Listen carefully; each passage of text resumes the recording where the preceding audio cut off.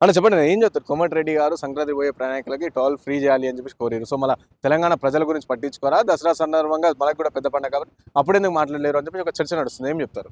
అంటే సంక్రాంతి అనేది తెలుగు ప్రజల పండుగ. హ్మ్. చాలా పెద్ద పండుగ. హ్మ్. తెలంగాణ వాళ్ళు, ఆంధ్ర వాళ్ళు ఇద్దరు కలిసి జరుపుకునే పండగ కాబట్టి, హ్మ్. అందులోటి ఇక్కడ తెలంగాణ నుంచి, హైదరాబాద్ నుంచి మేజర్‌గా ఒక 50, 60 లక్షల వాహనాలు హైవే మీదకెళ్తాయి కాబట్టి, అక్కడ టోల్ వల్ల ఇంకా రద్దీ అయ్యి, ట్రాఫిక్ జామ్ అయ్యి, ప్రయాణికులకు ఇబ్బంది జరుగుతున్నటువంటి పరిస్థితుల్లో, హ్మ్. ఆయన ఒక మన ఆర్‌ఎండ్‌బీ మంత్రిగా ఉన్నాడు కాబట్టి, ఒక ప్రభుత్వానికి విజ్ఞప్తి చేశాడు, కేంద్ర ప్రభుత్వానికి. ఏదైనా ఉంటే మేము చూసుకుంటాం. ప్రజలకు, ప్రయాణికులకు ఇబ్బంది లేకుండా చూడాలనేది ఒక హ్మ్. మంచి పరిణామం. హ్మ్.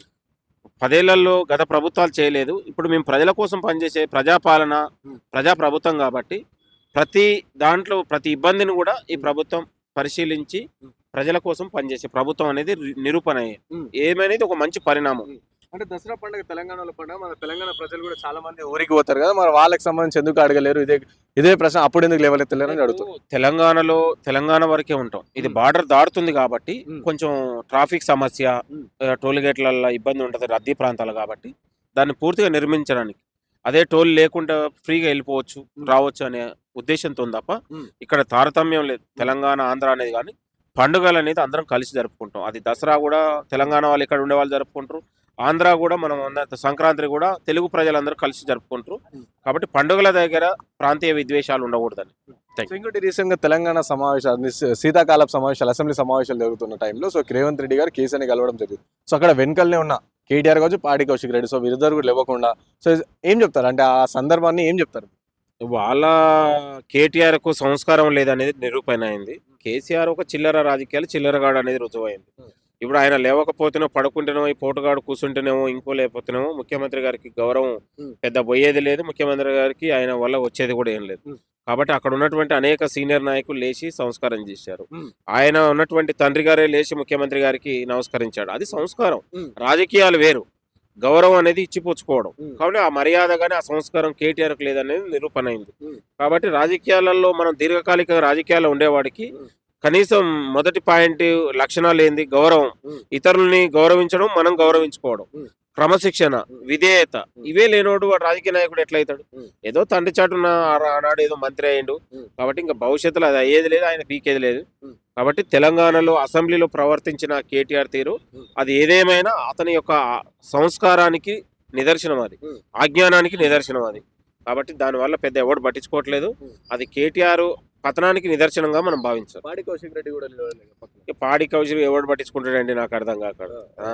ఆ! ఆల్రెడీ ఎప్పుడో ఇదయ్యేటోడు తలకాయ లేనోడు అనేది తెలంగాణ ప్రజలకు అర్థమైంది. ఆ! ఆడు ఫస్ట్ సంస్కారం లేడు, సెకండ్ సంస్కారం లేడు. హ్మ్. ఇద్దరు అంతే నేననేది. హ్మ్. ఇద్దరికి సంస్కారం లేనోడే కదా! హ్మ్. ఇద్దరు ఎవడు అచ్చమైనోడు ఎవడు లేడు. హ్మ్.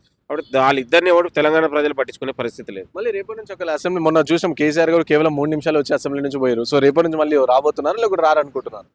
కేసీఆర్. కేసీఆర్ అసెంబ్లీకి రావాలని మొదటగా తెలంగాణ ప్రభుత్వం గౌరవ ముఖ్యమంత్రి గారు కోరుకున్నారు. హ్మ్. విలువైన సలహాలు, సూచనలు ఇవ్వాలని కోరుకున్నాం. హ్మ్. వాళ్ళకి నిజంగా తెలంగాణ అభివృద్ధి పట్ల, తెలంగాణ ప్రజల పట్ల, హ్మ్. తెలంగాణ రాష్ట్రం పట్ల అభిమానం ఉన్నా, వాళ్ళ యొక్క నాయకత్వం తెలంగాణను కోరుకునేవాళ్ళు, హ్మ్. తెలంగాణ అభివృద్ధిని కోరుకునే వాళ్ళైతే రావాలి, వచ్చి మాట్లాడాలి. హ్మ్. ఇక రాకపోతే వాళ్ళ యొక్క నైతికత లేదనేది మనకు నిరూపణ అయిద్ది.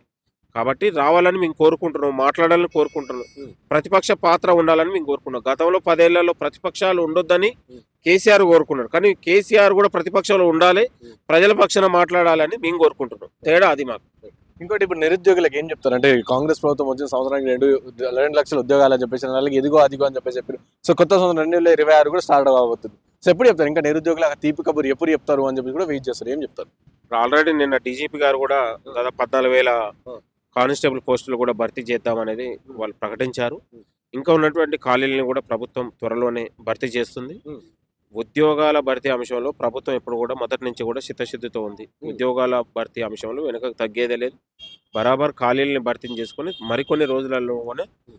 నిరుద్యోగులకు తీపి కబురు ఉంటది భావిస్తున్నాం. హ్మ్. దాంట్లో ఆవేదన చెందాల్సిన అవసరం లేదు. హ్మ్. వాళ్ళు కలత చెందాల్సిన అవసరం లేదు. హ్మ్.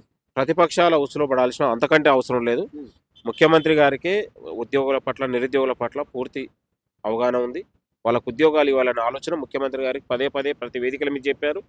మరికొన్ని రోజులలోనే నిరుద్యోగులకు తీపి కబురు ప్రభుత్వం నుంచి రానుంది. అంటే ఎప్పుడు ఆ త్వరలో మరికొన్ని రోజులు అంటే ఎప్పుడు అని చెప్పేసి అశోక్ సార్ కావచ్చు, జనార్దన్ కావచ్చు, వీళ్ళు నిన్న ప్రెస్ మీట్ పెట్టి కూడా మాట్లాడతారు. త్వరలో అని కాదు. సో ఎప్పుడు ఆ త్వరలో అనేది ఒక డేట్, ఒక టైం, ఒక టేబుల్ ఏదైనా ఉంటాయి కదా. సో అది ఎప్పుడు చెప్తారు అని అడుగుతారు. ఇప్పుడు ఖాళీలను నివేదిక తెప్పించుకున్నారు.